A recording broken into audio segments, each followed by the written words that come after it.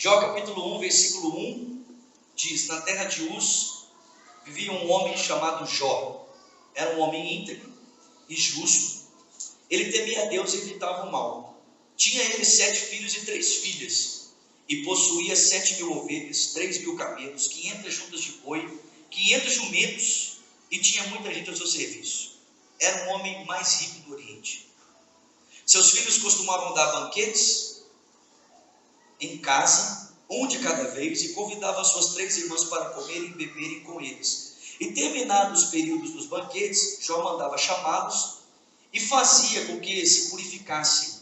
De madrugada, ele oferecia um holocausto em favor de cada um deles, porque pensava: talvez os meus filhos tenham lá no íntimo pecado e amaldiçoado a Deus. E essa era uma prática constante de Jó. Eu estou lendo um livro do Caio Fábio, chamado O Enigma da Graça. Não tem mais esse livro para publicação, é um comentário expositivo do livro de Jó.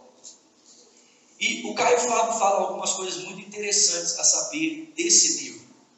Talvez você leia o livro de Jó, e para você o livro de Jó seja um livro muito estranho. Por quê? Porque o livro de Jó, ele contraria toda a nossa noção do drama da vida. Porque nós temos uma noção a respeito do drama da vida, ou da complexidade existencial, que é a seguinte: que uma pessoa que faz tudo certo, uma pessoa que faz tudo direitinho, ela deve ser o quê? Abençoada. E aí você pega o livro de Jó, e você começa a ler o livro de Jó, e você percebe que Jó era o homem mais perfeito do seu tempo. E esse homem, que é o homem mais perfeito do seu tempo, de repente começa a viver situações da vida dele que fogem completamente à sua perspectiva de vida. E o Caio Fábio vai dizer para mim e para você que a vida nem sempre ela faz sentido à luz dos nossos olhos. Não pergunte, moça. Eu odeio perguntar. A vida nem sempre faz sentido à luz dos nossos olhos, porque a vida não é norteada apenas por uma noção vertical, ou o sentido da vida não procede apenas de uma realidade vertical, horizontal, perdão. A vida ela tem também um sentido vertical. Existem realidades que acontecem na existência que superam essa perspectiva horizontal das coisas. E o livro de Jó mostra isso para mim e para você. O texto bíblico vai continuar dizendo que no tempo em que os filhos de Deus vinham se apresentar a Deus, veio também Satanás com eles. E o texto bíblico diz que Deus virou para Satanás e disse: de onde que você vem? E Satanás responde: de rodear a terra e passear por ela. E Deus responde falando assim: olha, viste o meu servo Jó, homem íntegro, temente a Deus, que se desvia do mal? E Satanás diz para ele: olha, claro, eu estou vendo Jó demais. E é muito fácil para ele obedecer você dessa forma. Muito simples. Você faz tudo de bom para ele. Você faz tudo certo para ele. Então é muito fácil para ele te obedecer enquanto a tua estébia, a tua proteção está com ele. Mas retira-lhe a proteção e permita que a tragédia o alcance, e você vai ver se ele não vai blasfemar no teu rosto. E por incrível que pareça, o livro de Jó mostra que Deus aceitou a proposta vinda de Satanás. E o caráter de Deus passou a ser então, ou a fidelidade do homem a Deus passou a ser medida então, exatamente pela vida desse homem chamado Jó. A pergunta é possível que um homem mesmo diante das mais terríveis adversidades ainda assim continue amando e obedecendo a Deus? E Jó vai ser esse modelo para essa pergunta e para essa resposta.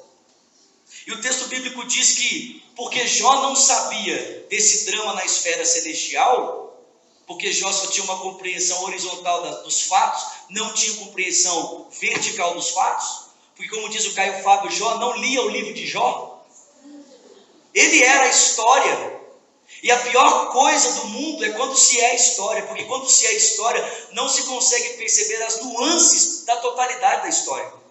Quando se é a história, você está afadado à casualidade, ao momento. E você não consegue perceber todas as nuances do para frente e nem mesmo a distância do momento que você está vivendo. Então Jó começou a ser ferido de situações que ele mesmo não entendia o porquê, mas o texto bíblico diz que ainda assim ele não blasfemou contra Deus. Passado algum tempo, que o texto não nos deixa saber exatamente qual a quantidade de tempo, Mais uma vez essa cena se repete, e agora Satanás desafia a fidelidade do homem a Deus, não tocando nos seus bens, mas tocando na sua carne. E o texto bíblico vai dizer que, mais uma vez, o Senhor permite que a carne de Jó agora seja tocada, e ele passa a ter um câncer de pele e ter uma gastrite aguda, úlceras no seu estômago, ao ponto de, ao abrir a boca, sua esposa não aguentar ficar perto dele. E tamanho é o seu sofrimento, que a sua mulher olha para ele e diz: a melhor coisa para você é amaldiçoar Deus e morrer. E o texto diz que diante da palavra da sua mulher, Jó diz para ela: falas como uma louca mulher, porque você recebeu o bem de Deus e agora que você tem o mal dele, você vai praguejar contra ele. E o texto diz que ainda assim Jó não blasfemou contra o Senhor. E aí os 3 amigos de Jó então ficam sabendo do seu sofrimento e saem de uma terra distante para sentar ao seu lado e buscar consolar Jó a respeito do que está acontecendo. E eles passam dias sentados ao seu lado, em silêncio, apenas se lamentando com ele, jogando cinzas na sua cabeça e vestidos de pano de saco. Mas ao final desses dias, os amigos de Jó vão buscar então confortá-lo por meio de respostas, né? Porque a gente tem que ter resposta para o sofrimento. Nós temos que ter respostas, afinal de contas, né? Tudo na vida tem que ter sentido. E os amigos de Jó então vão buscar dar um sentido ao sofrimento de Jó, para que por meio desse sentido ele seja consolado da sua dor e até mesmo o seu quadro de sofrimento seja revertido. O problema, irmãos, é que o sofrimento de Jó não tinha uma razão. Pelo menos não acessível a ele. A razão transcendia a sua existência. A razão transcendia a sua completa noção do tempo e da realidade. Não estava acessível a ele o que estava ali acontecendo. E os amigos dele tentaram explicar então o seu sofrimento por meio da didática, que todos os seres humanos buscam explicar o seu sofrimento, ou nortear a resposta por meio da didática que todo mundo tem da noção da existência. Você peca e a consequência é sofrimento. Só que Jó não pecou. E ele não está sofrendo porque peca, ele está sofrendo porque é o melhor homem do mundo. E aí a gente fica assim: como assim? Como é que o melhor homem do mundo pode sofrer? E os 3 amigos de Jó então vão confrontá-lo durante todo o livro, até o capítulo de número 38, buscando mostrar para ele que só existe uma resposta à realidade do que está acontecendo com ele. Qual é a resposta? Pecado. Pecado oculto, pecado dos seus filhos, o seu pecado. E Jó, ao tempo todo, vai se defender: olha, a respeito da acusação de vocês, sei que a minha consciência está tranquila diante de Deus, porque nada fiz diante de Deus para que pudesse receber dele esse castigo. O porquê Deus está me tratando assim, eu não sei. Mas uma coisa eu sei: eu espero que Deus se entenda consigo mesmo a respeito do meu sofrimento, para que eu seja dele redimido, para que eu seja dele isento. E no final do livro de Jó, para os que gostam de respostas para todas as questões da vida, né? Para aqueles que em todas as instâncias dependem, querem e exigem de Deus, Deus me dá uma resposta, Deus aparece e ele vai responder com outras perguntas. E do capítulo 38 do livro de Jó ao 42, Deus vai responder ao drama de Jó fazendo outras perguntas a Jó. E basicamente, irmãos, o que Deus está tentando mostrar para Jó é que nem tudo na vida tem sentido. Ou que às vezes o sentido da existência supera a nossa compreensão da existência. Porque Deus começa a falar para ele: onde é que você estava quando eu coloquei os limites do céu? Ou das águas? Quando eu firmei, estabeleci o firmamento, onde é que você estava? Faz sentido o animal mais forte da terra agora está em extinção, Jó?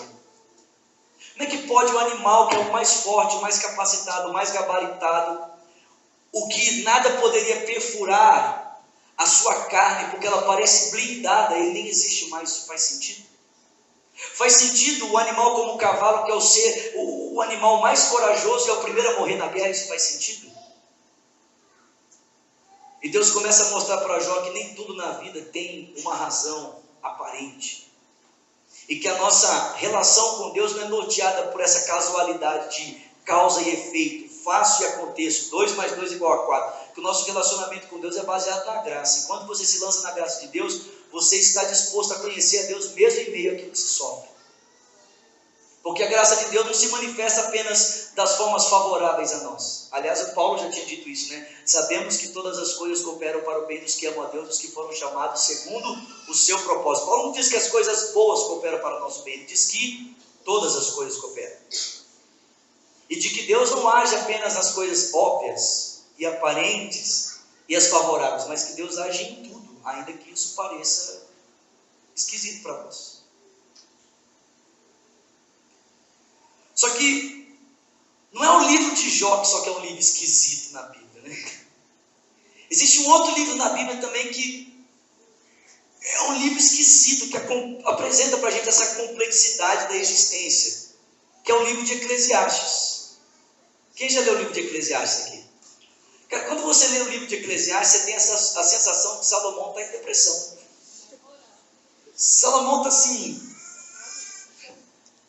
ó céu, ó vida, ó terra, ó. Mas a verdade é que o Salomão, agora na sua velhice, e fazendo uma releitura na vida a partir agora de tudo que ele viu e percebeu, ele vai perceber que, no fundo, tudo na vida é só vaidade, superficialidade. Ele vai dizer que aqueles que vivem para ajuntar no final da sua vida percebem que o que ajuntaram não vai te servir de nada. Que aquele que vive para se entregar aos prazeres vai perceber que os prazeres que se entregam no final da sua vida nunca vão poder preencher a realidade do vazio que levam dentro de si. Que uma pessoa que vive para se desgastar e para correr atrás do vento, no final das contas vai perceber que o vento não se pode ser alcançado. Vaidade das vaidades, tudo é vaidade. Que nem sempre o ímpio será abatido pelo mal que faz. Que às vezes é possível o ímpio, pela sua astúcia, passar desapercebido com o mal que está causando, aguardando tão somente naquele glorioso juízo, que um dia realmente vai poder julgá-lo a respeito das coisas mais que ele fez. E que às vezes o justo, o bom, na sua bondade, ao praticar a bondade, nem sempre vai receber a devida recompensa pelo bem que faz. E o Salomão fica assim: o que é isso? Como que pode? Tipo, o ímpio, na sua astúcia, gasta a sua vida, né, e adquire fortunas e bens, e vive tranquilamente, às vezes até mesmo em detrimento do pobre, e o pobre que vive de maneira honesta parece que nunca vai conseguir galgar uma posição excelente, confortável na sua vida. Salomão diz: correr atrás disso é vaidade, porque a vida, ela é complexa, ela não é uma conta de aritmética, 2 mais 2 igual a 4. Às vezes a conta de 2 mais 2 dá 5, dá 3,5, dá 7,9, não dá 4. Agora, eu não coloquei aqui na tela, mas existe um outro personagem que ajuda a gente a perceber a complexidade da vida. Que a vida não é assim, simples, e que nem sempre nós vamos ter resposta para tudo. Sabe quem é esse personagem? O próprio Senhor Jesus. Porque ele era o melhor homem do mundo, e um homem que viveu perfeitamente para cumprir a vontade de Deus. E qual foi a paga dessa vida perfeita dada ao Senhor Jesus Cristo?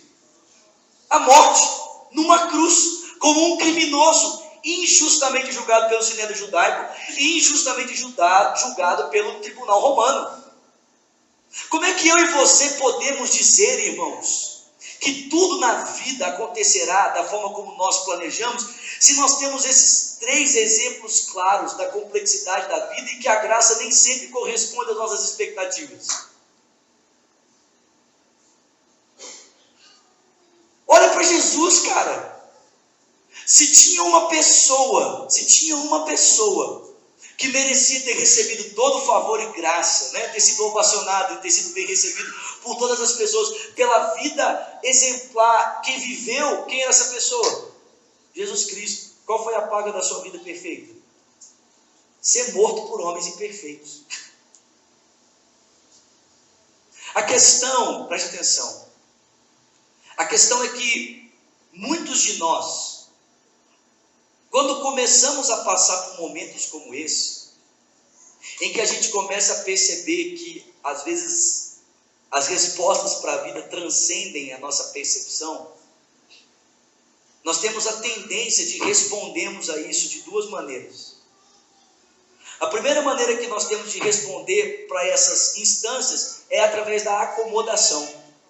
A gente começa a dizer assim: a vida é assim mesmo, a vida é assim, nem sempre as coisas dão certo mesmo, às vezes pessoas boas sofrem, às vezes gente ruim tem o que não deveria ter, a vida é assim, e a gente caminha em direção ao quê?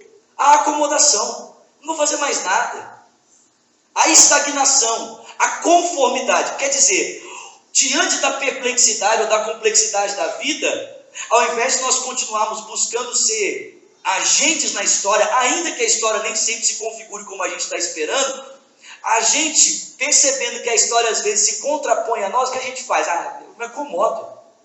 É melhor jogar os panos, é melhor não ter expectativas, é melhor viver como se nada tivesse acontecido, jogar os panos. Ou a segunda possibilidade que nós temos é da abstração do sentido da vida e começarmos a viver mais pelo superficial e pelo aparente, que é exatamente o modelo de vida que a sociedade moderna adotou hoje.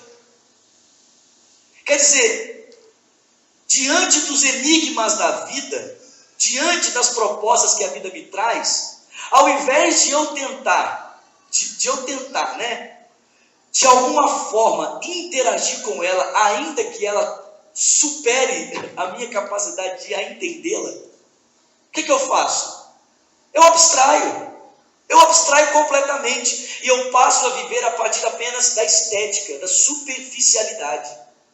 Eu me torno uma máquina, movida pelas minhas ambições e pelas minhas necessidades mais superficiais.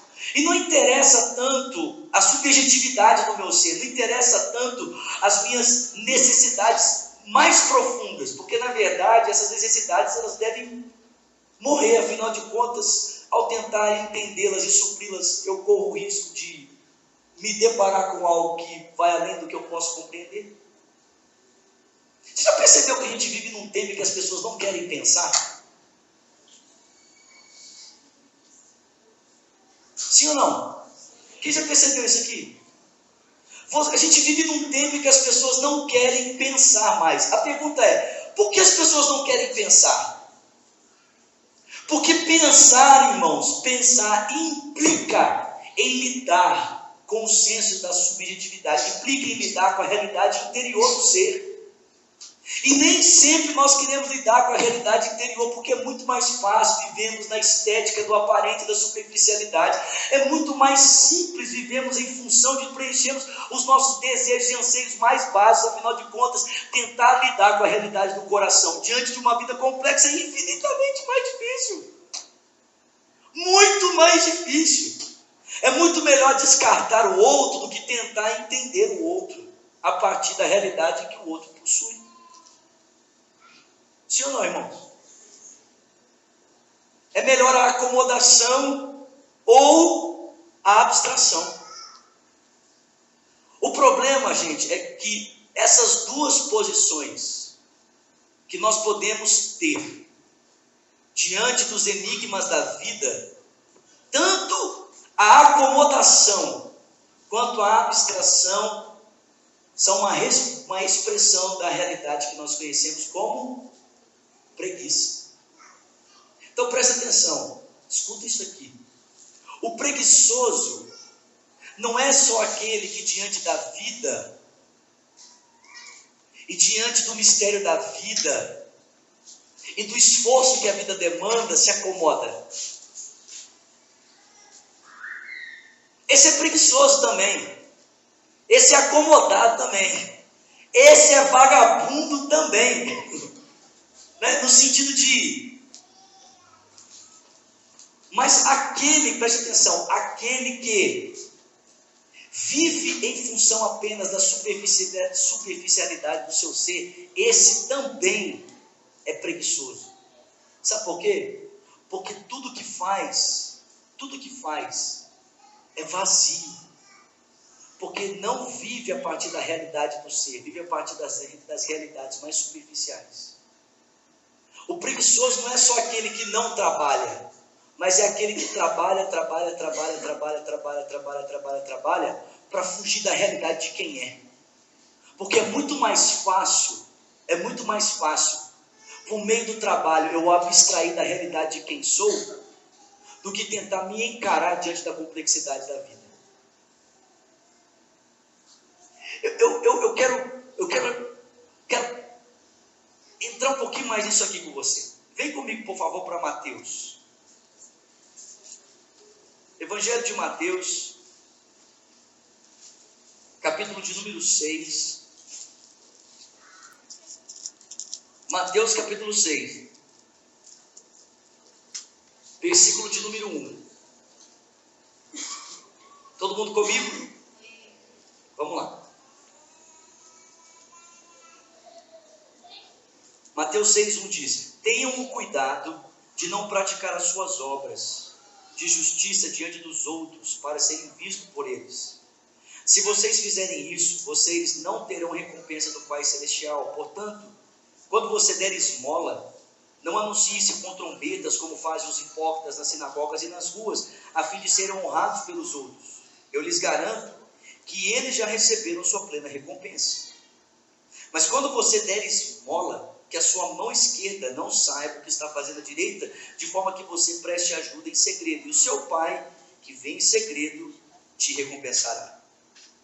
E quando vocês orarem, não sejam como os hipócritas, gostam de ficar orando em pé nas sinagogas e nas esquinas, a fim de serem vistos pelos outros. Eu lhes asseguro que eles já receberam a sua plena recompensa. Mas quando você orar, vai para o seu quarto, fecha a porta e ore ao seu Pai que está em secreto. E então o seu Pai, que vem em secreto, te recompensará. E quando orarem, não fiquem sempre repetindo a mesma coisa, como fazem os pagãos. Eles pensam que por muito falarem serão ouvidos. Não sejam iguais a eles, porque o seu Pai sabe do que vocês precisam antes mesmo de o pedirem. Vocês orem assim: Pai nosso que estás no céu, santo seja o teu nome, venha o teu reino, seja feita a tua vontade na terra como nos céus. Dá-nos hoje o pão de cada dia. Perdoa as nossas dívidas, assim como perdoamos aos nossos devedores, e não nos deixes cair em tentação, mas livra-nos do mal, porque teu é o reino, o poder e a glória para todos sempre. Porque se vocês perdoarem as ofensas uns dos outros, o Pai Celestial também os perdoará. Mas se vocês não perdoarem uns aos outros, o Pai Celestial não vai perdoar as ofensas. Quando jejuarem, não mostrem uma aparência triste como os hipócritas, porque eles mudam a aparência do rosto, a fim de que os outros vejam que eles estão jejuando. Eu lhes digo verdadeiramente que eles já receberam a sua plena recompensa. Ao jejuar, arrume o cabelo e lave o rosto, para que não pareça aos outros que você está jejuando, mas apenas a seu Pai que te vê em secreto. E o seu Pai que te vê em secreto te recompensará. Não acumulem para vocês tesouros na terra, onde a traça e a ferrugem destrói, onde os ladrões arrombam e furtam.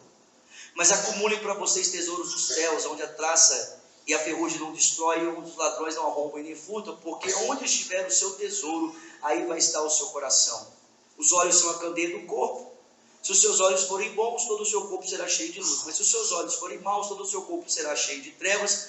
Portanto, se a luz que está dentro de você são trevas, que tremendas trevas são. E ninguém pode servir aos dois senhores. Ou você vai odiar um e amar o outro, ou você vai se dedicar a um e desprezar o outro. Vocês não podem servir a Deus e ao dinheiro. Portanto, eu lhes digo, não se preocupem com a sua própria vida, quanto ao que comer, nem com o seu próprio corpo, quanto ao que vestir. Não é a vida mais importante que a comida e o corpo mais importante que a roupa? Observem as aves dos céus, não semeiam e nem colhem, nem armazenam em celeiros. Contudo, o Pai Celestial as alimenta. Não tem vocês muito mais valor do que elas? Quem de vocês, por mais que se preocupe, pode acrescentar a uma hora que seja sua vida? Por que vocês se preocupam com roupas? Vejam como crescem os lírios do campo. Eles não trabalham e nem tecem, contudo eu lhes digo, que nem Salomão, em todo o seu esplendor, vestiu-se como um deles. Se Deus veste assim a erva do campo, que hoje existe e amanhã é lançada ao fogo, não vestirá muito mais a vocês, homens de pequena fé? Portanto, não se preocupe dizendo o que vamos comer, o que vamos beber, o que vamos vestir, porque são os pagãos que correm atrás dessas coisas. Mas o Pai Celestial sabe que vocês precisam delas. Busque, pois, em primeiro lugar o reino de Deus, a sua justiça, e as outras coisas te serão acrescentadas. Portanto, não se preocupem com o amanhã, porque o amanhã terá suas próprias preocupações. Basta a cada dia o seu próprio mal. Preste atenção. Jesus está criticando aqui, nesse texto, uma postura. E ele faz essa crítica a partir de uma palavra. A palavra hipócritas, ou hipocrisia. Fala comigo, hipócritas. Ou hipocrisia. Agora, quando você lê o Evangelho de Mateus e os outros evangelhos, você vai perceber que essa palavra hipócritas ou hipocrisia, ela está diretamente ligada a um grupo de pessoas. Existe um grupo de pessoas que constantemente é censurado por Jesus como hipócritas ou na sua hipocrisia. Esse grupo é o grupo dos fariseus ou dos líderes religiosos. Agora, a palavra hipocrisia, ela era comum no contexto grego, no contexto de onde Jesus vem, porque era uma palavra usada no teatro grego. Quando as pessoas encenavam um papel, quando as pessoas usavam máscaras no teatro para encenar um papel, a palavra usada para isso era a palavra hipócrita ou hipocrisia. Quer dizer, a verdade que não corresponde com a realidade da minha vida é uma hipocrisia. Hipocrisia. Quando eu estou diante de alguém apenas interpretando um papel que não corresponde à realidade da minha vida, eu sou um hipócrita. Hipócrita. Agora preste atenção. Jesus vai dizer para mim e para você que a hipocrisia deles está diretamente relacionada às coisas que eles fazem no âmbito da espiritualidade. Então, eles não são hipócritas fazendo outras coisas senão orando, jejuando e lendo a Bíblia e dando ofertas para as pessoas. Presta atenção, essas pessoas transformaram os meios de graça da espiritualidade para construir uma imagem que não corresponde à realidade de quem elas são. Gente, como é o nome disso? Eu vou dizer para você, o nome disso é idolatria. Porque quando nós fazemos de tudo para construirmos uma imagem que não corresponde à realidade de quem nós somos, inclusive por meio das disciplinas espirituais, o que nós estamos construindo é o quê? É uma imagem. E uma imagem nada mais é do que um ídolo. Então toda a nossa disciplina espiritual não é tanto para nos relacionarmos com Deus ou para recebermos a graça de Deus. As disciplinas espirituais passam a ser para alimentar a imagem do ídolo que nós estamos construindo. Agora, gente, tudo isso nada mais é do que pecado, porque idolatria é o quê? Pecado, concorda comigo? Idolatria é um pecado. Você e eu estamos vivendo para construir uma imagem, às vezes até mesmo por meio das disciplinas espirituais, no caso dos fariseus, e essa imagem que nós estamos construindo a partir das disciplinas espirituais é um ídolo, e todo ídolo é pecado. Por quê? Porque todo ídolo é idolatria. Agora, gente, olha só. Sabe qual que é o problema maior aqui? O problema maior aqui é que, porque essas pessoas não entenderam o real sentido das disciplinas espirituais, elas não conseguem tocar a profundidade das disciplinas. Quem ora para ser visto pelos outros, nunca será ouvido por Deus. Tem a sua recompensa ao ser ouvido pelos outros. Quem dá oferta para ser ovacionado pelas pessoas, nunca receberá a graça de Deus. Por quê? Porque tem a sua recompensa das pessoas. Quem jejua para ser visto pelos outros, nunca receberá o favorecimento do alto pela disciplina do jejum. Por quê? Porque tudo que espera é o aplauso que procede de alguém que está vendo a tristeza no seu rosto por causa da prática do jejum. O que Jesus está criticando aqui, gente, é a superficialidade com que esses homens estão lidando com as disciplinas espirituais. Quer dizer, algo que era para tocar uma realidade infinitamente superior, está sendo usado de uma forma tão superficial, que serve apenas para construir uma imagem, para que essa imagem seja vista pelas pessoas, é aplaudida e reconhecida. E quem espera ser visto e aplaudido pelas pessoas por meio da imagem que constrói até mesmo através das disciplinas espirituais, essa pessoa, irmão, essa pessoa nunca vai tocar de fato a graça de Deus.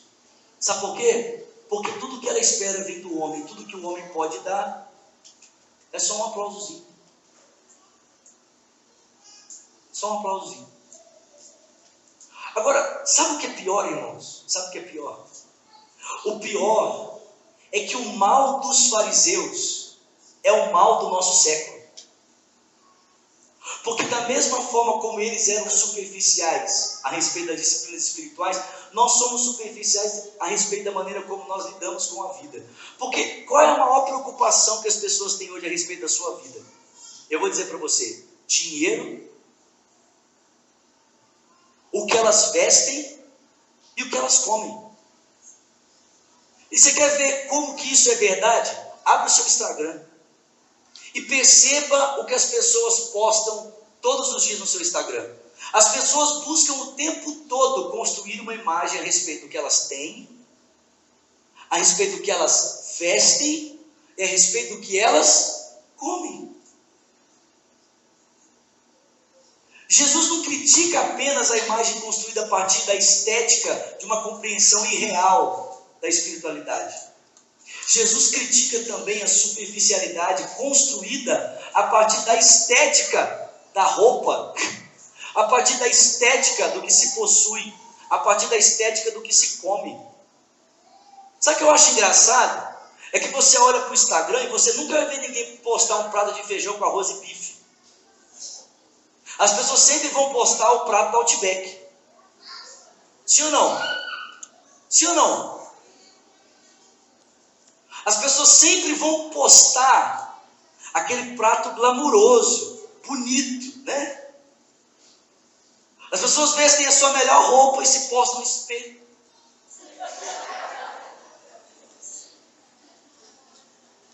E eu me pergunto, qual o sentido disso?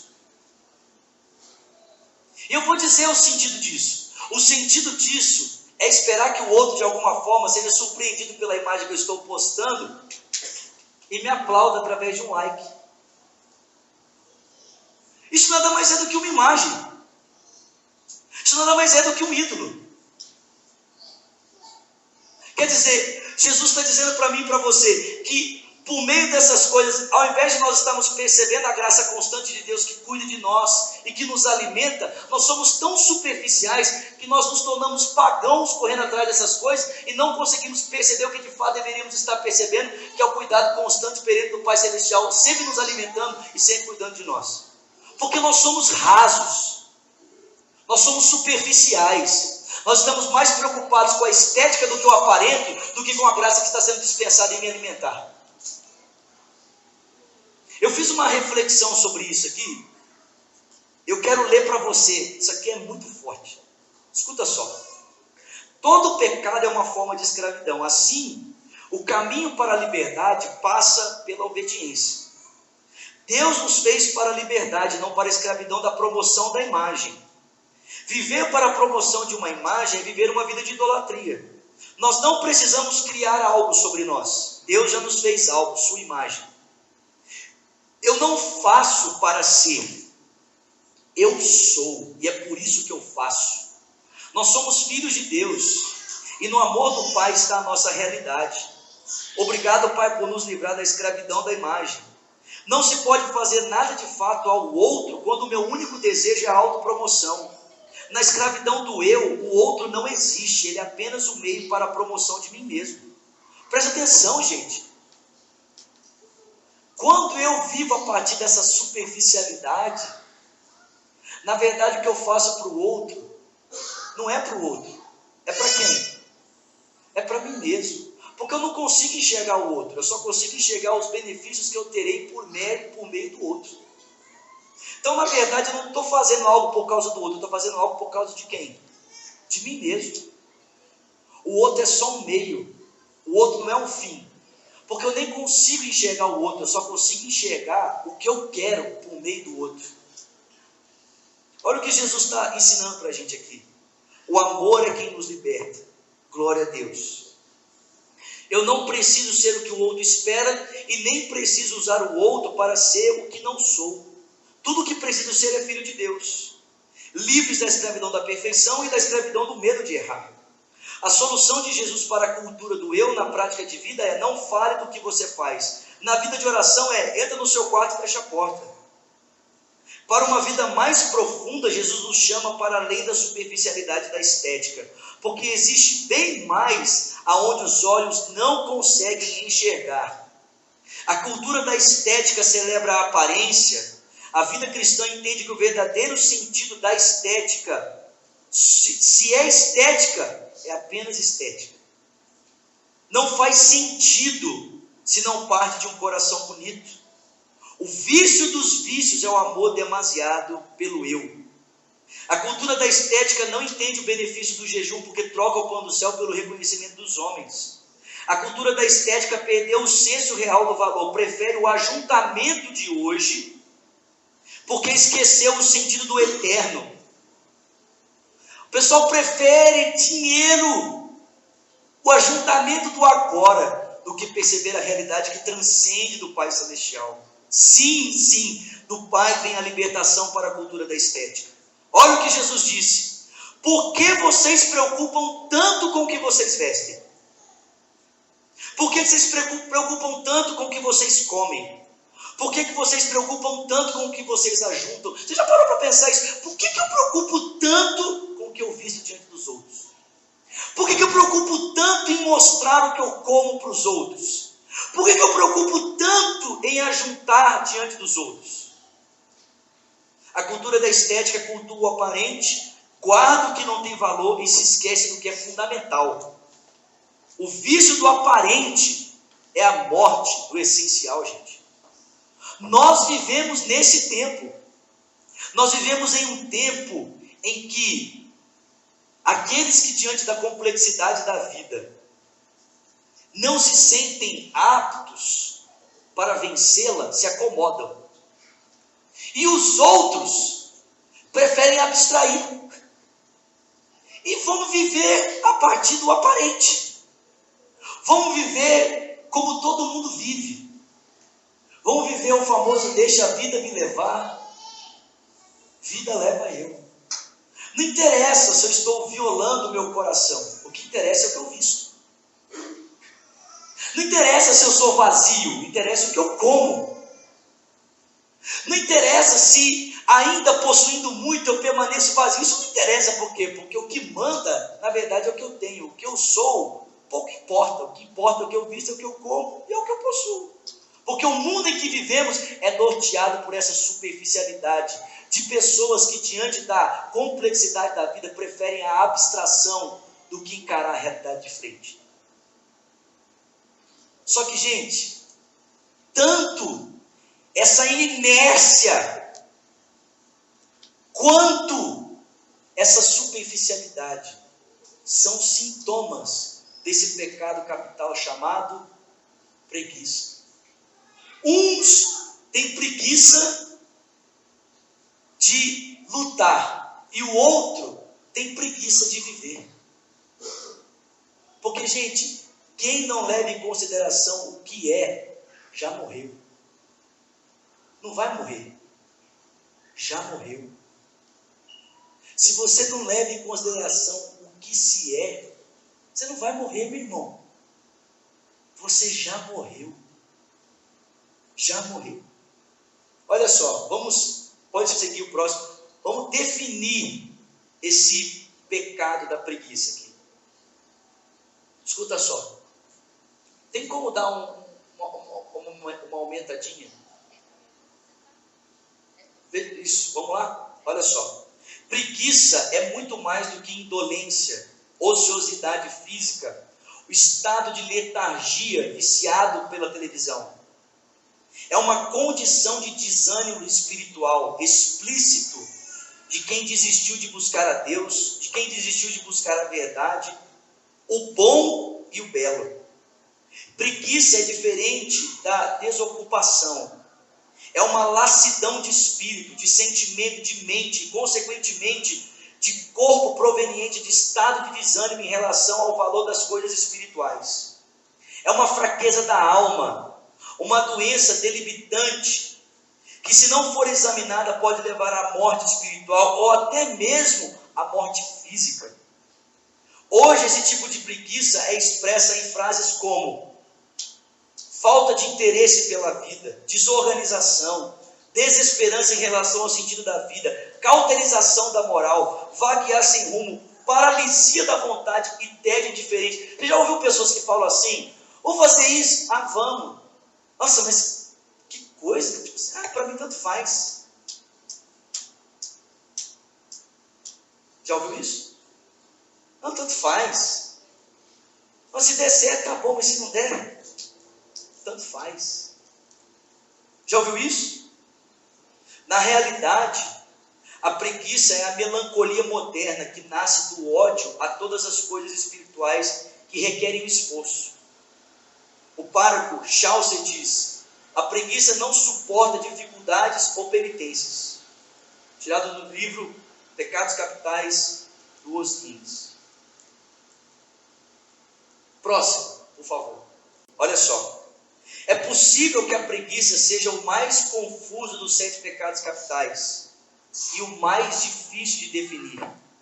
Porque a maioria das pessoas provavelmente pensa em primeiro no ócio quando elas pensam em preguiça. Por outro lado, preste atenção, a preguiça muitas vezes está associada à antiga ideia da assídia do latim, que às vezes é traduzida por cansaço espiritual ou desespero.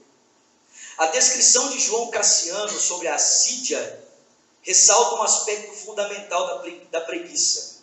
Ela muitas vezes se revela na inquietação, em uma falta de contentamento que não provém da inveja, mas do desespero. Tomás de Aquino descreve a preguiça como a tristeza e a repulsa ou a falta de empenho para conseguir um bem espiritual e divino. A preguiça é exatamente a falta de paixão, ociosidade estabelecida que por alguma razão não consegue se admirar com colinas cobertas de verde, montanhas proeminentes, um gesto de bondade que é completamente inesperado, o nascimento de uma criança, a arte de Andrea Bocelli ou uma boa música. Quando alguém desistiu da vida, quando a afirmação mais comum dos seus lábios é não dou a mínima ou tanto faz, quando essa pessoa está tão sem vida ao ponto de nenhum progresso para parecer possível ou válido, e nenhuma necessidade maior do que a de ser apenas reconhecida, é aí que a negligência e a complacência surgem como ameaça. Deixamos de pensar na vida, em ideias ou em pessoas, quando não acreditamos mais que exista algo que mereça ser considerado. A complacência se aproxima de nós, quando achamos que não há nada de novo para aprender, nada que vale a pena ser buscado. Ambos provêm de uma indolente renúncia à vida. Seguindo, por favor. Existe algo a respeito da preguiça que precisa ficar claro. O oposto da preguiça não é o vício pelo trabalho. Não envolve a atividade frenética de quem aspira a subir socialmente ou da pessoa que tem grandes ambições profissionais. Trabalhar 16 horas por dia, 7 dias por semana, não é o remédio para a preguiça, é o caminho para um ataque de nervos. Como vimos, a preguiça não é mera ociosidade, é uma perda mais profunda da paixão, do amor pela vida. O vício ou o viciado em trabalho, na verdade, se nega à profundidade de encontrar aquele grande abraço da vida, do amor de Deus, porque está concentrado em coisas sem valor, como um salário alto ou a admiração dos seus colegas. Meus irmãos, isso aqui é muito forte, gente. Presta atenção. Caramba, pessoas que se furtam do real sentido e do real significado da vida. Gente que vive apenas a partir da superficialidade é chamado por mim e por você de gente preguiçosa. Gente que prefere se prender ao estético do que aquilo que é real. Vocês estão entendendo isso aqui? Sim? Como é que a gente supera isso? Alguém já leu algum livro do chama O Impostor que Habita em Mim. Alguém já leu esse livro? Como é que é o nome do autor? Esqueci. Brennan Manning, isso, obrigado. Se você não leu, lê esse livro. O Brennan Manning, ele fala que o nosso desespero constante, preste atenção, o nosso desespero constante por fazermos alguma coisa, o nosso desespero constante por sempre estarmos ouvindo alguma coisa, o nosso desespero constante por não ficar parado, tem a ver com uma única razão, é que nós odiamos a nossa própria companhia, porque não existe alguém que nós mais odiamos nessa vida do que a nós mesmos. E para não termos o desprazer de encontrarmos com quem somos, sabe o que a gente faz? Trabalha. Porque parar, irmãos, parar um minuto, é dispor-se a ouvir o grito do que está realmente acontecendo do lado de dentro. E nenhum de nós quer ouvir a realidade do que está acontecendo do lado de dentro. A gente prefere construir uma imagem estética a partir do que a gente apresenta pelo lado de fora.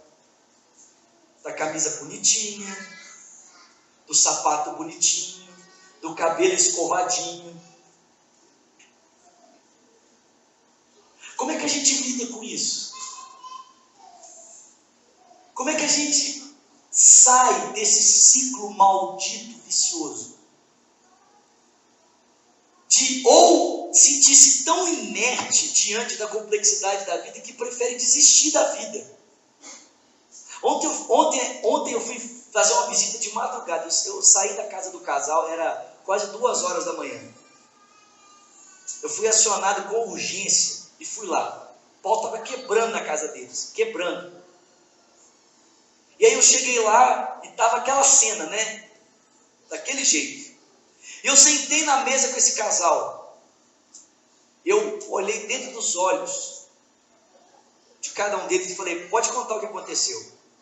E o pai de família foi o primeiro a abrir a boca e começou a falar. Ele falou assim, para mim não dá mais, eu estou cansado disso, eu desisto, para mim já deu, e não sei o que, papapá. E a hora que ele terminou de falar, eu deixei a esposa falar, deixei o filho falar. E a hora que eles terminaram de falar, eu falei assim, agora eu posso falar? Pode, pastor. Eu falei, você quer eu bato colocado ou posso bater com força? Fica à vontade, do jeito que o senhor achar melhor. Eu falei, você não devia ter falado isso. Eu falei assim para ele, presta atenção, meu irmão. Você não usou a sua força para destruir a sua casa, agora você usa a sua força para construir. Porque a mesma força que você dispensou para destruir o seu lar, é a mesma força que você vai dispensar para construir agora. É mais fácil agora, diante da complexidade, preferir o caminho do quê? Da acomodação, não é? Que é o que a maioria de nós faz aqui.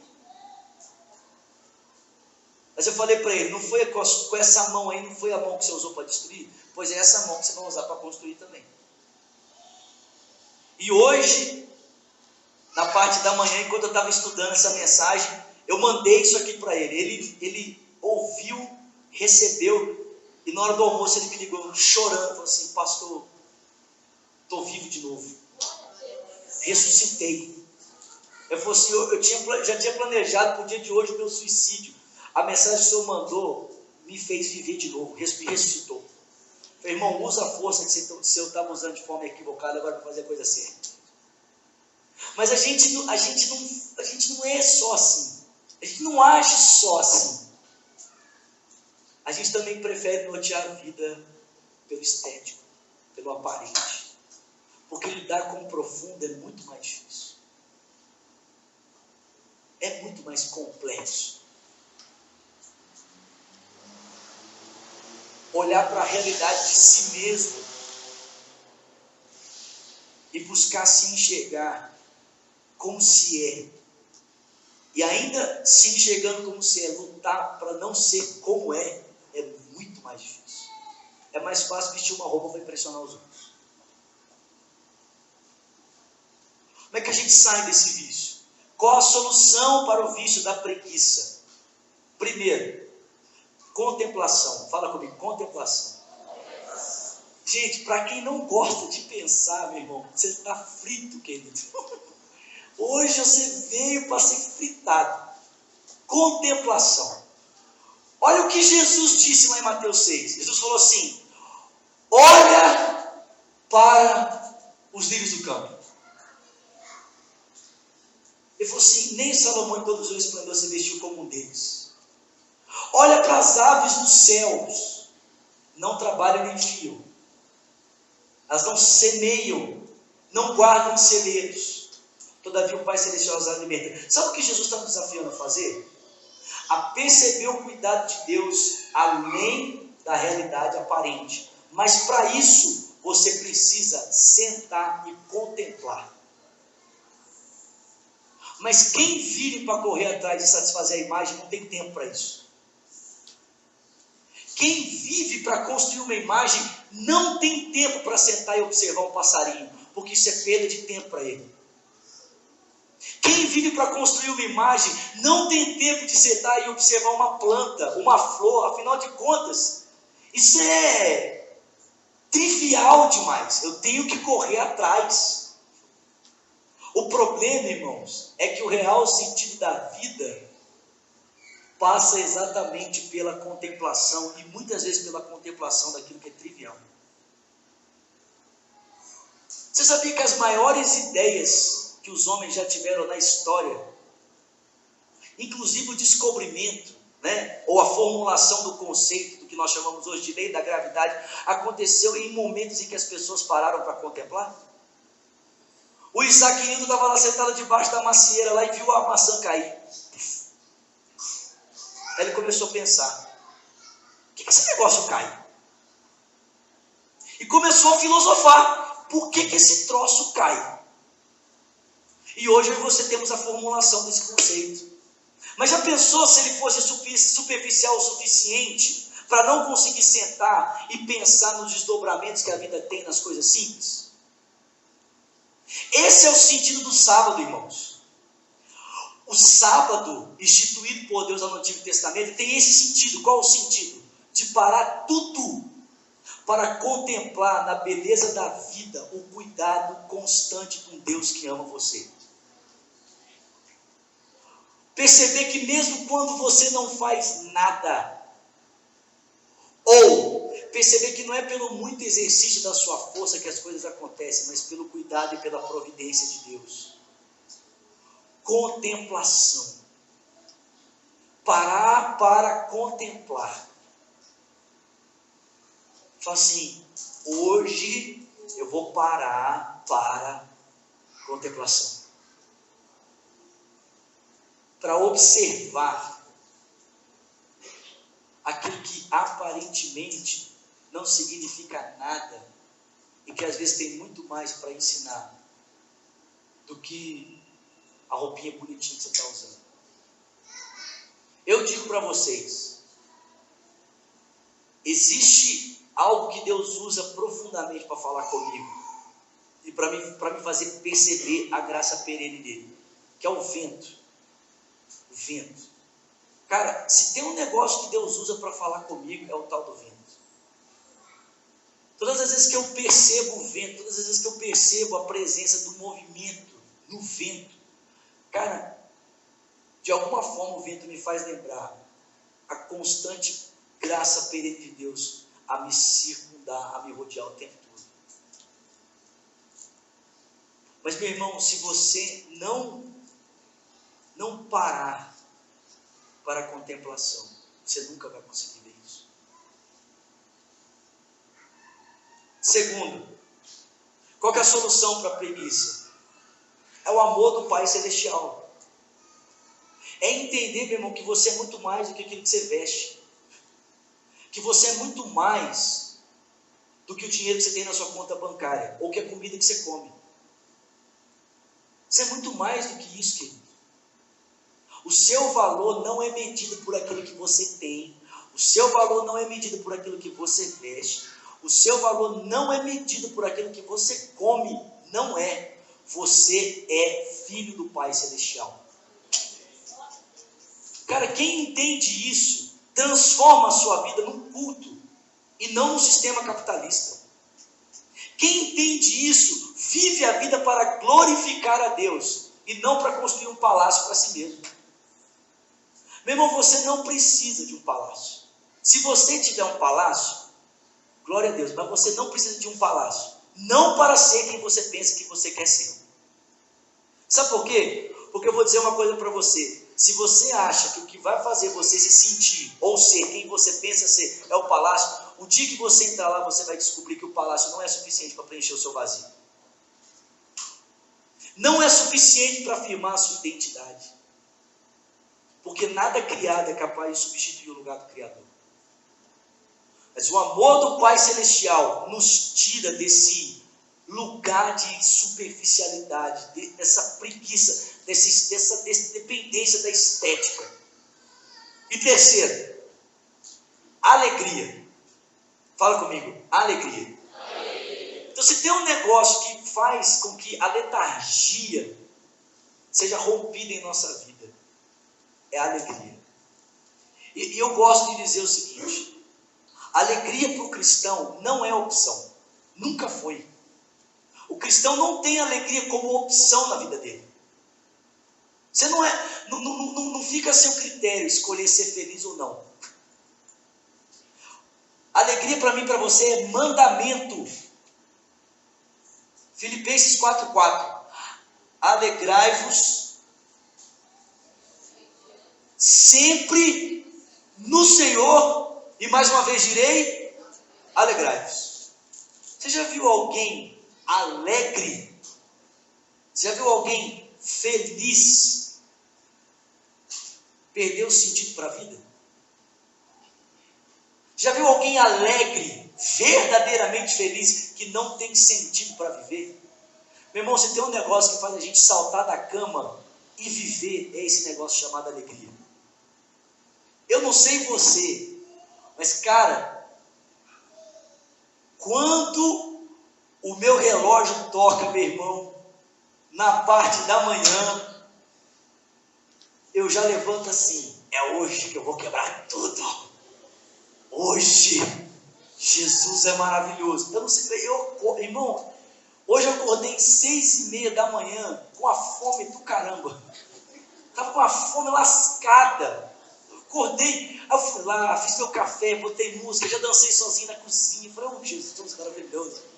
Sentei 6:30 da manhã para preparar a mensagem, levantei 6 horas da tarde. Dei uma pausa só na hora do almoço. Cara, alegria é um negócio que te motiva, irmão. Tira você dessa questão da letargia, mas faz com que você também seja movido por aquilo que tem sentido, não por aquilo que é apenas aparente. Cara, alegria para mim e para você não é opção, é mandamento. Faz parte da obra do Espírito no coração do cristão. Sabe qual é o nosso problema? É que a gente pensa que a nossa alegria está condicionada ao que temos. E Paulo não diz que a alegria está condicionada ao que se tem. Paulo diz que a alegria está condicionada a quem o Senhor é. Alegrai-vos sempre no Senhor. A alegria está vinculada a quem? Ao Senhor. É a sensação de pertencer ao Senhor. Ou a sensação de ter o Senhor como pertence, né? Porque não apenas eu sou dele, mas ele é meu. É essa certeza da graça perene, do Cristo que é meu e de pertencer a Cristo, que norteia o sentido real da alegria no coração do cristão. Amém, irmãos? Amém. Eu termino aqui lendo para vocês um poema. É o último slide, por favor. Bonito demais, de George Herbert.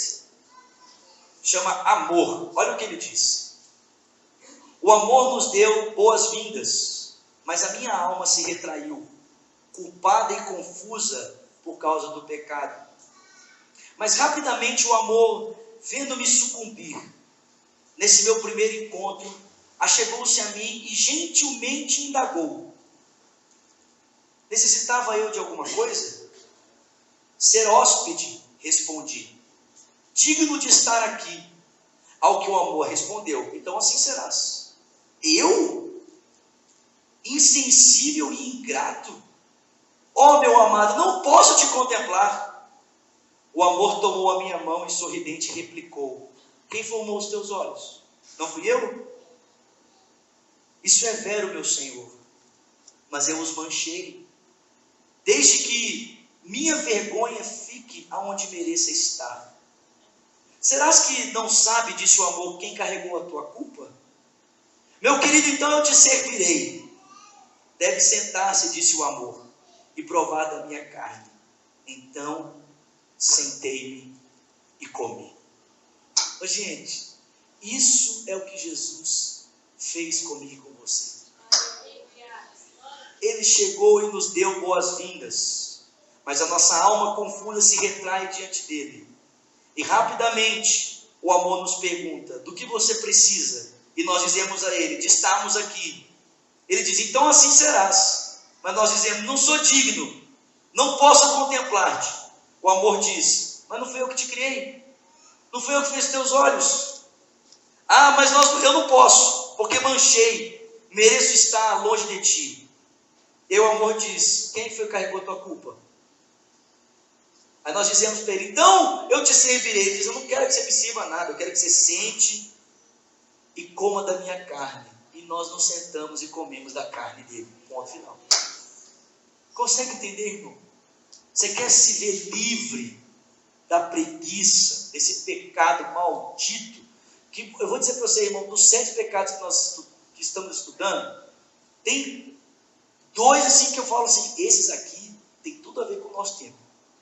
É esse aqui e o que nós vamos estudar semana que vem, luxúria. Cara, as pessoas, nós perdemos o real sentido da existência, queridos. Nós perdemos. A gente vive ou pelo aparente ou vive sem força para lutar. Mas Deus pode te libertar disso nessa noite. Amém? Fica de pé no seu lugar. Eu queria terminar essa noite orando por você que diz: eu sou um preguiçoso. Eu queria terminar orando por você que diz assim: eu estou cansado, eu não aguento mais lutar, eu não tenho mais forças, eu estou fraco. Ou então eu quero orar por você que está aqui, assim, preso à estética da superficialidade, preso a essa preguiça do real sentido, do real valor da vida, perdendo o melhor da vida porque se preocupa tanto com o aparente que esquece do que é essencial. Eu quero muito orar por você, orar com você. Jesus Cristo disse assim em Mateus capítulo 11: vinde a mim, todos vós, que estáis cansados e sobrecarregados, e eu vou aliviar vocês. Tomem sobre vocês o meu fardo que é leve, o meu jugo que é suave, e aprendam de mim, que sou manso e humilde de coração, e vocês vão encontrar descanso para suas almas, porque o meu fardo é leve, o meu jugo é suave. Deixa eu dizer algo para você. O primeiro passo para quem quer ser livre do jugo, que não é o jugo de Jesus, é dizer para ele: eu estou cansado. Porque Jesus não troca o jugo de quem está bem, ele troca o jugo de quem reconhece que já não está aguentando mais. Se você é essa pessoa, eu queria convidar você, gentilmente, a sair do seu lugar e vir aqui à frente. Eu quero orar com você. Sai do seu lugar e vem, que eu quero orar com você. Pode aumentar a música aí.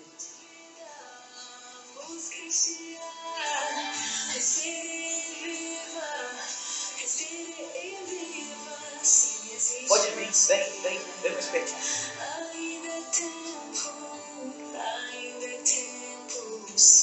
Glória a Deus. Glória a Deus. Glória a Deus. Aleluia. Glória a Deus. Pode abaixar um pouquinho, vamos orar. Você pode orar comigo pelos seus irmãos aqui? Amém? Glória a Deus. Se você não tem sucumbido a esse vício, louvado seja Deus, amém? Mas tem gente aqui reconhecendo: para mim não está dando mais. Amém? Estenda suas mãos, vamos orar por eles. Senhor, obrigado, Deus, porque a Tua palavra tocou nesses corações aqui nessa noite. Obrigado, Senhor. Muito obrigado. Obrigado, Senhor, porque nessa noite o Senhor está trocando o fardo deles. O Senhor está trocando o jugo deles, Deus, pelo Teu jugo, pelo Teu fardo. que não é pesado, que é leve, que é suave, Senhor. Eles vão, a partir de hoje, passar a andar ao seu lado, Senhor, e na companhia do Senhor passar a perceber a vida, então, na ótica do Senhor, Pai. Perceber, ó Deus, que realmente a vida é complexa, realmente a vida às vezes nos faz passar por momentos que nós não conseguimos entender, por situações que nós não temos resposta. Que nem sempre, Senhor, a vida é lógica, que nem sempre as coisas acontecem conforme a gente espera, mas que a nossa resposta à vida não deve ser a apatia, a indiferença, o não estou nem aí, o não faz sentido, não tem nada a ver, o tanto faz, não deve ser, Senhor, não deve ser essa nossa resposta. Eu peço ao Senhor dar força para os meus irmãos lutarem, Senhor, ainda que diante da complexidade, ainda que diante do absurdo, ainda que diante, Senhor, da ausência de respostas, que eles tenham, Senhor, força para lutar, que eles tenham alegria no coração, que eles tenham confirmação, ó Deus, no amor do Senhor para a vida deles, Pai. Pai, que eles tenham, Senhor, força na contemplação, ao olhar, ó Deus, para a obra da criação, para, ó Deus, a maneira como o Senhor conduz a ordem criada, que eles possam olhar para ela e perceber o cuidado constante e perene do Senhor para com a vida deles. Em nome de Jesus, que aqueles que estão aqui abatidos, fracos, cansados, desesperados, ó Deus, sentindo-se preguiçosos, letárgicos, ó Deus, sem forças para lutar, sejam animados nessa noite.